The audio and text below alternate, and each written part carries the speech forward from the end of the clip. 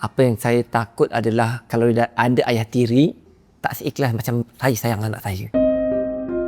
Okey, kalau saya meninggal waktu masa muda sebelum anak saya habis sekolah, apa yang saya takut adalah kalau ada ayah tiri yang mungkin tak seikhlas macam saya sayang anak saya.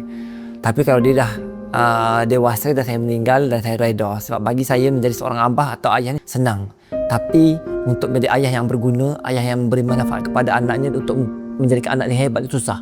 Jadi sebagai seorang ayah, saya nak anak saya itu bukan sahaja menjadi seorang manusia, tapi saya nak dia jadi manusia yang luar biasa, yang mampu membanggakan agama, bangsa dan juga saya sendiri. Sebab bila kita meninggal, benda yang kita naklah anak yang memberi doa kepada saya lah. Pesanan saya kepada semua ibu bapa muda yang ada anak, sama je macam saya dulu. Waktu kecil-kecil kita rasa terbeban. Kos nak jaga anak lagi, kos susu lagi, kos tuition lagi, kos sekolah lagi. Ingat, momen anda menjadi seorang parents tak akan berulang. Jagalah anak itu sebaik yang mungkin, happylah dengan mereka, layanlah kerenah anak-anak.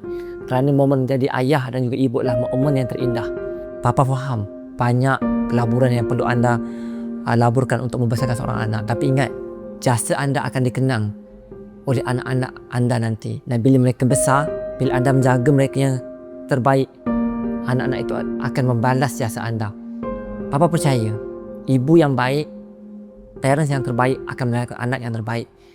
Doa selalu, tawakal selalu, insya-Allah anak soleh dan soleha berjaya dunia akhirat akan menjadi milik anda.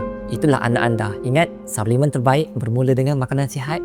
Suplemen terbaik adalah Mami Hana. Pilihan Papa, bagaimana dengan anda?